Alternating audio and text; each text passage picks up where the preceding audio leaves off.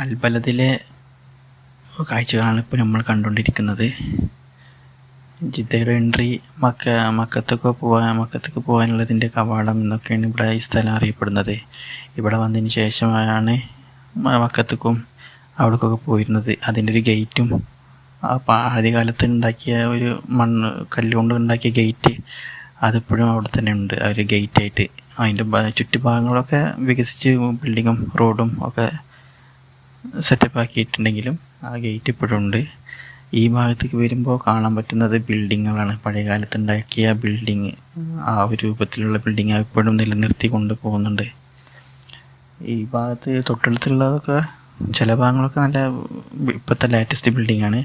പക്ഷേ ഒരു ഭാഗത്ത് പഴയമ ഇപ്പോഴും നിലനിർത്തി കൊണ്ട് പോകുന്നുണ്ട്.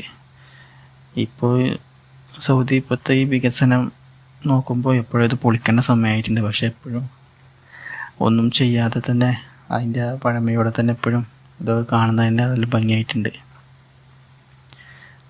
ഇതിൻ്റെ ജനവാതിലുകൾ അതൊക്കെ എപ്പോഴും മരം കൊണ്ടുണ്ടാക്കിയ രൂപത്തിലാണുള്ളത്.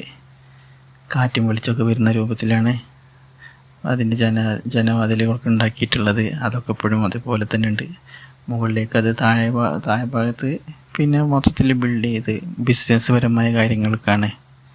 ഓരോ കടകളുണ്ട്, വാച്ച്, പെർഫ്യൂംസ്, ക്ലോത്ത്സ്, അങ്ങനെ ഒരുപാട് ഷോപ്പുകളാണ് ഇവിടെ ഉള്ളത്. അധികം ഹോൾസെയിൽ മാർക്കറ്റാണ് ഈ ഭാഗത്ത് കാണപ്പെടുന്നത്.